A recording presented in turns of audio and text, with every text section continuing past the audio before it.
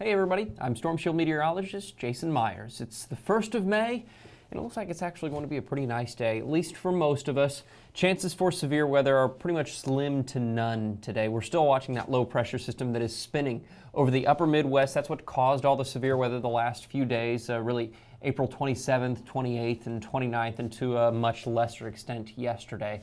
There's that low spinning over Wisconsin. The front extends well ahead of it over the UP of Michigan into Canada and then down the East Coast. So really along the East Coast and in the Midwest, you're looking at kind of a cloudy day, maybe a few rain showers in parts of the Midwest. But along the East Coast, you can expect to see some heavier rain.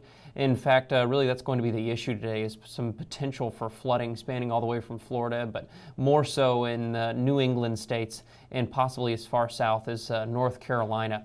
As for severe weather, remember I said slim to none chance. Well, here's that chance. Not even a slight risk, just a general thunderstorm risk, really from southern Maine all the way down into Florida.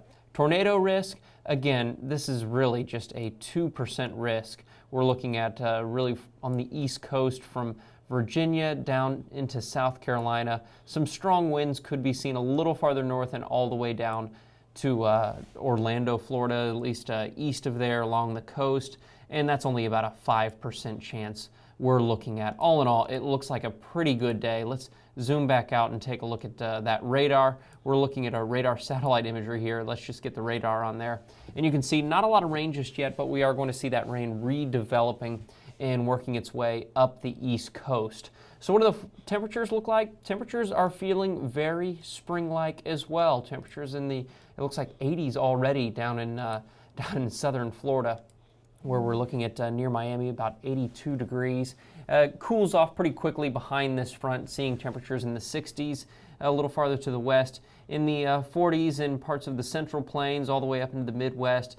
30s for the northern plains, but things are going to be warming up pretty quickly there. Down in Texas, 40s and 50s, parts of California mostly in the 50s, a few spots in Southern California, 60s and 70s. Let's look at our temperature outlook for the rest of the day, and it's actually looking pretty good for us.